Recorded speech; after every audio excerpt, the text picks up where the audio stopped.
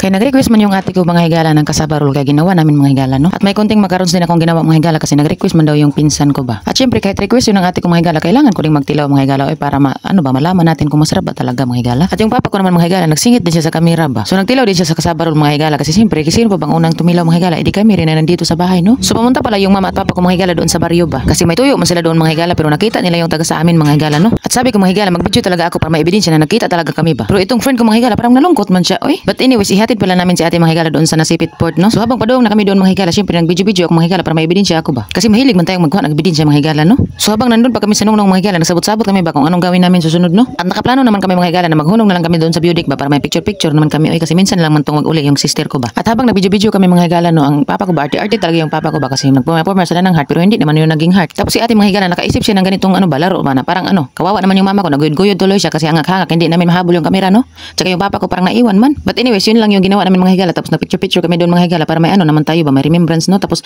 dumating na kami doon sa unahan mga higala no. Naku may bayabas man kaya natong ate ko ba naisipan niya na maghunong kami doon para manguha siya no. So marami palang tao na nag-stop dito mga higala kasi manguha siya sa bayabas na yan mga higala ba pero hindi na talaga nila kami natirahan ng mga higala ba ng hinog hilaw na tong natira sa amin no. Pero hindi naman tayo pwede magreklamo mga higala kasi naghapit lang naman tayo dito at nangabot no kaya okay lang yan mga higala no kahit hilaw kainin mo na lang yan kasi pinupo mo na yan no. So wag mo yang itapon mga higala no kasi napupo mo na yan kaya itudo mo lang yan kainin mo lang kahit matigas no. Pero kapag itong klaseng bayabas na ito mga higala kapag mahinog yan naku masarap talaga yan mga higala no masyadong maraming lasa ba. Masarap naman yung malaking bayabas mga higala yung makapal yung panit ba pero naku masarap talaga tong Bisaya mga higala kasi minsan lang naman tayo makakain ng Bisaya ba no. Kasi ang sabi nila mga higala kinalibang lang daw yan sa unggoy mga higala no kaya ba kalat-kalat yung bayabas na ganyan mga higala ba. Pero hindi ko naman talaga alam mga higala kung totoo ba yan mga higala kasi hindi naman ako nakakita ng unggoy na nalibang. Dapat siguro mga higala mag-alaga tayo ng unggoy ba tapos ipakagilbang natin sa sa harap ng bahay natin no para may tutubo na bayabas mga higala at hindi na tayo mahirapang maghanap ng bayabas na Bisaya. But anyways umulan pala ng malakas mga higala no nung papalapit na kami sa may bangkasi mga higala ba naku ang lakas-lakas pa naman ng ulan. Pero habang papalayo na kami mga higala parang humihina-hinay man yung ulan ba. Kaya good news yung mga higala no kasi para hindi naman mabasa yung sister natin kasi hindi naman siya magdala ng payong mga higala kasi mahirapan naman siya doon mga higala no. Kasi mga higala wala tuot talaga yung dala niya mga higala ba at saka may front may back pa mga higala no kaya naku mahirap talaga yung niya ba sitwasyon niya no. Kaya ang masasabi ko talaga mga higala no kailangan na talaga niya ng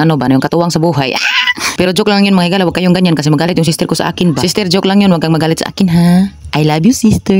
Pero naku mga higala malapit na pala kami doon sa may Nasipit Port mga higala no masyado akong maraming sinasabi dito ba. Siguro yung mama at papa ko mga higala habang malapit na kami sa Nasipit Port ba nalungkot na siguro sila ba kasi minsan lang naman nila makita yung sister ko no. Kasi kapag umuwi man yung sister ko mga higala naku madali lang talaga siyang bumalik doon sa niya mga higala no pinanggalingan niya doon ba. Pero wala man tayong magagawa mga higala no kasi yun pinili niyang landas no. So may mga tao talaga mag-judge mga higala kapag iba yung pinili mong landas basta natapos mo no. Pero wala naman tayo yung karapatang mag-judge mga higala kasi hindi naman tayo nakapagtapos ng loob no. Pero joke lang yun mga higala no. So ang masasabi ko lang talaga mga higala no kapag ganyan yung pinili ng tao mga higala no kailangan talaga yung suportahan mga higala ba. Unless nakakasama yun sa iyo mga higala at sa pamilya nyo. Pero ang totoo talaga mga higala kahit anong gawin mo may masasabi talaga yung mga tao no. Kaya minsan mga higala gamit talaga yung pagiging bungol kung minsan mga higala no. Kasi kailangan mo talagang pagbungol-bungol mga higala no sa mga sinasabi ng tao ng mga ganyan mga higala ba. Kasi ang sabi ng tao mga higala the day you were born mga higala no may ka na talaga may kakambal ka ng ba yung mga test sa buhay mo mga higala yung ganun. Kaya wag ka nang magtaka mga higala no kasi may kambal ka na pala mga higala. Baka hindi mo pa alam mga higala no alamin mo na. But anyways mga higala nandito na pala kami sa Nasipit Port no. So dito lang pala namin i-drop si sister mga higala no kasi dito man yun siya magkuha ng terminal fee ba siya may babae mga higala no. Nabisi talaga yung sister ko mga higala kasi marami man siyang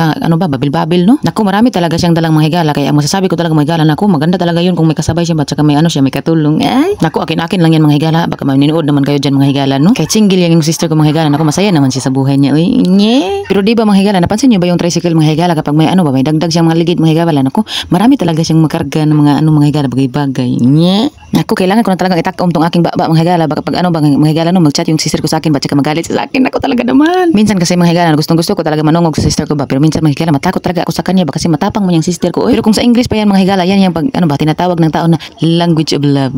Oy baliktad pala mga higala love language pala yun. Oy unsa maning baba ko. Oy. Bitaw mga higala ganun yung aking way pag lambing sa sister ko. Pero mga higala yun lang masasabi ko kasi nag-uwi naman yung sister ko. Oy sana nalingaw ko sa aking video. Bye and God bless.